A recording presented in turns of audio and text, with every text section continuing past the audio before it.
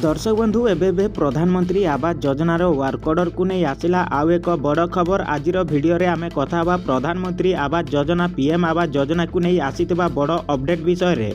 वर्तमान ओडिशा रे पीएम आवास घर पई वर्कऑर्डर बंटन फ्री बाली सुविधा एवं घर टंका वृद्धि को नहीं चर्चा जोर धरिछि। एबे काहाकू मिलिबो एही सुविधा, केबे आसीबो वर्कऑर्डर, केते टंका मिलिबो एवं केउ डॉक्यूमेंट्स दरकार पड़िबो, सब किछि एही वीडियो रे जानिबा। तो सेति पई वीडियोटी को प्रथम रु शेष पर्यंत देखिबे, पूरा डिटेल्स रे जानि पारिबे। ता सहित चैनल रे नुआ करी विजिट करथिले वीडियोटी को लाइक करनेबे, चैनल को सब्सक्राइब करनथिले एबे ही सब्सक्राइब करके पाखरे थिबा घंटी चिन्ह को ऑल रे सिलेक्ट करके रखिबे, जाकि हमरो प्रत्येक वीडियो रो नोटिफिकेशन आपण माने सर्वप्रथम पाई पारिबे। जानि रखंतु दर्शक बंधु, ओडिशा सरकार वर्तमान पीएम आवास योजना को नेकी बहुत बड़ पदक्षेप नउचंती। ग्रामांचल रे जेउ गरीब परिवार एपर्यंत पक्का घर पाई नाथिले सेमानको नुआ तालिका अनुଯାयी घर देवा प्रक्रिया आरंभ होईची।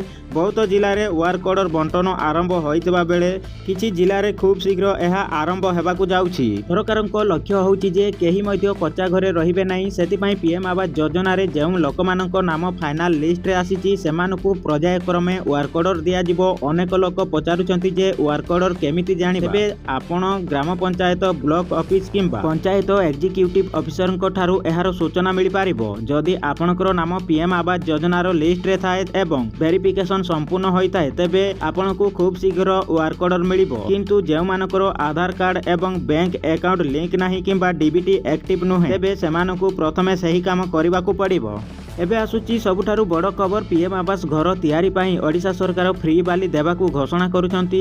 अर्थात घर तैयारी समय रे 2 ट्रैक्टर बाली मागणा मिली पारे। एहा गरीब परिवारंक पई एक बड़ सहायता हेबो, कारण घर तैयारी समय रे बाली, सिमेंट एवं रड दर बढ़ी जाइथिबारु लोक माने असुविधा रे पडुथिले। एही नुआ सुविधा फल रे घर तैयारी काम शीघ्र हेबो। एहिपरि जानि रखंतु दर्शक बंधु, सरकार अवैध बाली चोरा चालाण करिबा पाई मध्ये कठोर पदक्षेप नउचंती। सेहिपरि पीएम आवास बेनिफिशियर मानकू सरकारी परमिशन माध्यम रे बाली दिया जिवो। तो बंधु एबे आसुची घर टंका विषय रे बड़ अपडेट। अनेक रिपोर्ट अनुसार पीएम आवास योजना रे लाभार्थी को प्राय 1,20,000 टंका सहायता मिलुची। किछि मामला रे शीघ्र घर संपूर्ण कले अतिरिक्त इनसेंटिव मध्ये दिया जाय पारे। जेउ माने 4 मास मध्ये रे घर संपूर्ण करि देबे सेमानकू अतिरिक्त टंका मिली पारे बोली चर्चा चलीछि। सेहिपरि जानि रखंतु दर्शक बंधु, घर टंका सीधा सड़क भाव रे लाभार्थी को बैंक खाता को डीबीटी माध्यम रे पठा जाउची। सेति पई आपनकर बैंक अकाउंट सह आधार लिंक थिबा अत्यंत जरूरी। जदि एनपीसीआई किंबा डीबीटी एक्टिव न थाए, तेबे टंका आसीबारे देरी होई पारे।